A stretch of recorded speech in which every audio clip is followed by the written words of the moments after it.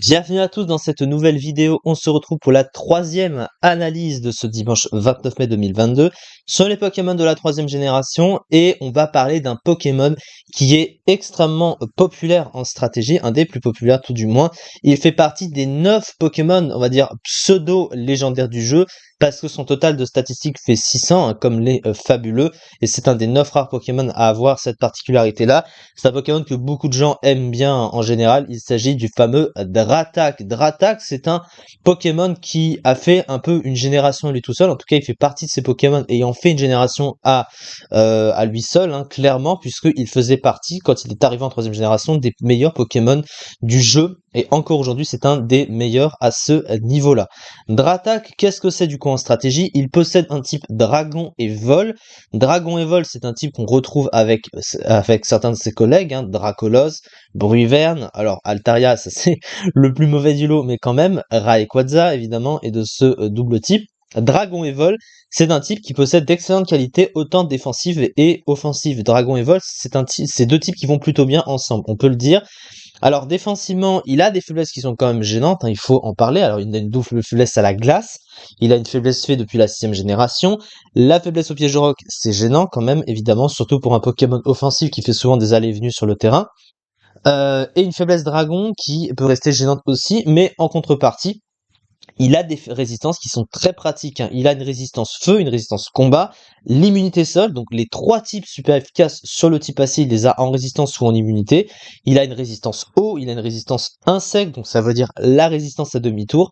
Une double résistance plante qui est certes pas un type extrêmement vu offensivement, mais il va évidemment pas s'en plaindre. Et offensivement, Dragon et Vol, ça va plutôt bien ensemble. Il n'y a pas beaucoup de Pokémon qui résistent, hein, seulement 60 dans le jeu.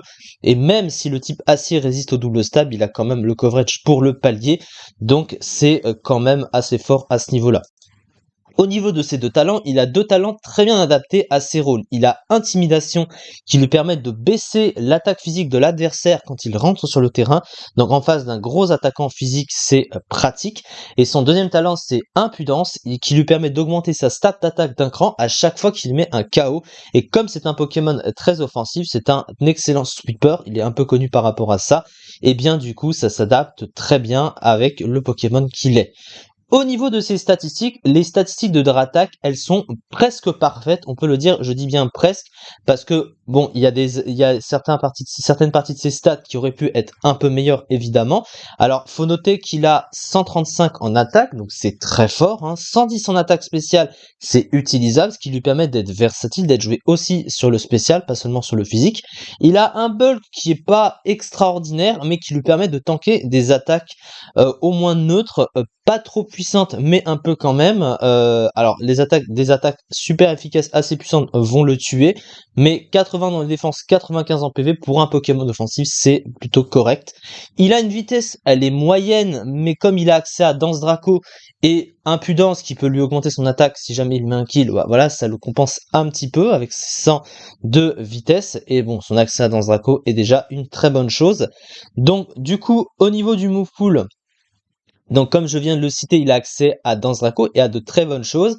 Il a accès à du coverage autant physique et spécial. Alors, il n'a pas accès à un très bon stab physique, même s'il a accès maintenant à double volet, hein. Avant, il n'a jamais eu accès à Rapace, par exemple, ce qui est assez étonnant. D'ailleurs, on comprend pas pourquoi il n'a jamais eu accès à Rapace. Mais à côté de ça, il a plein de capacités très cool. Il a Lance-Flamme, Déflagration, Canicule, Vent Violent, Hydrocanon.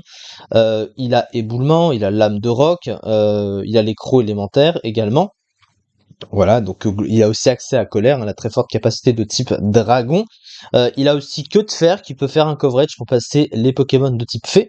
Donc globalement, à ce niveau-là, il est plutôt content. Ensuite, il a accès à atterrissage, hein, qui lui permet de se soigner. Donc il a un move de soin. Donc ça, évidemment, pour un Pokémon offensif, c'est vraiment assez pratique.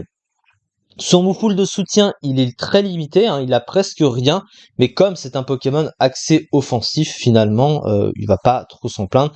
Et ce qu'il a le rend déjà très fort. Alors évidemment, c'est pas il aurait peut-être mérité d'autres petites options pour être encore meilleur qu'il ne l'est déjà, mais sinon c'est évidemment un des meilleurs Pokémon du jeu d'assez loin.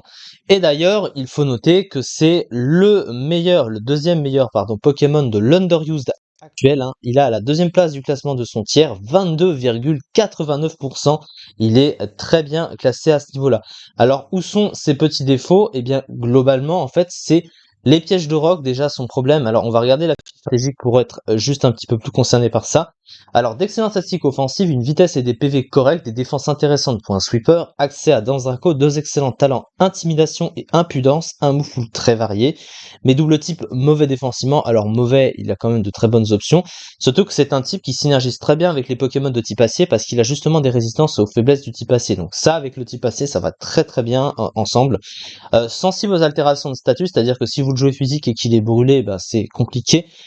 Il est vulnérable au piège de rock, ça veut dire que si tu le joues, alors maintenant il a accès aux grosses bottes, ce qui le rend plus utile quand tu le mets avec les grosses bottes, parce que du coup il prend pas sur les entry hazard en arrivant sur le terrain, mais si tu veux le jouer avec d'autres sets, eh bien comme il va souvent être retiré du terrain s'il a pris trop de dégâts pour revenir plus tard dans la partie, et qu'il y a toujours les pièges de rock sur le terrain, bah il risque de prendre des dégâts. C'est un Pokémon que tu peux pas sortir à chaque fois, surtout que son bulk lui permet pas non plus de tanker des masses de choses. Mais du coup, voilà, il manque peut-être un tout petit peu de solidité défensive, c'est peut-être ça qui le rend un peu moins ouf, voilà, un peu moins bon que d'autres gros Pokémon offensifs de l'Overused. C'est pour ça qu'il ne l'est pas d'ailleurs en Overused, mais auquel cas, voilà. Et puis il a la concurrence de Léviator hein, aussi qui fait un petit peu la même chose, c'est ce qui est cité.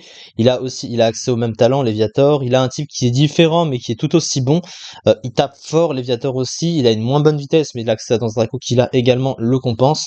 Donc voilà, et qui exécute du coup tous deux des rôles similaires. Voilà, il est juste en comparaison avec d'autres gros Pokémon offensifs et de sweepers, ceux qui sont plus rapides et qui tapent pratiquement aussi fort. Hein, voilà, en Overuse, c'est pour ça qu'il a un peu de concurrence ce Shadratak, mais on peut sans équivoque, et c'est sans équivoque, un des meilleurs Pokémon du jeu. Il n'y a pas de débat, et c'est aussi un des Pokémon les plus populaires du jeu. On peut également le préciser. En tout cas, moi, c'est un Pokémon que j'apprécie beaucoup. Et puis, il faut noter qu'il était très fort avec sa méga évolution. Hein. Sa méga évolution était carré Uber, hein. Alors il l'a perdu évidemment dans Pokémon épée bouclier, mais sa méga évolution était extrêmement forte avec son talent Pose Céleste hein, qu'il obtenait en méga violente, ses stats qui étaient infernales, donc pour le Uber il était fort, donc vous voyez rendez-vous compte que si ta méga était Uber, c'est que le Pokémon est de base très fort. C'est ça en tout cas pour cette vidéo, on se retrouve pour la dernière analyse du jour, hein, juste après celle-ci sur les Pokémon de la 3ème génération, et ensuite on se retrouvera demain et après-demain pour finir avec cette génération. Merci beaucoup de m'avoir suivi et à très vite pour la suite.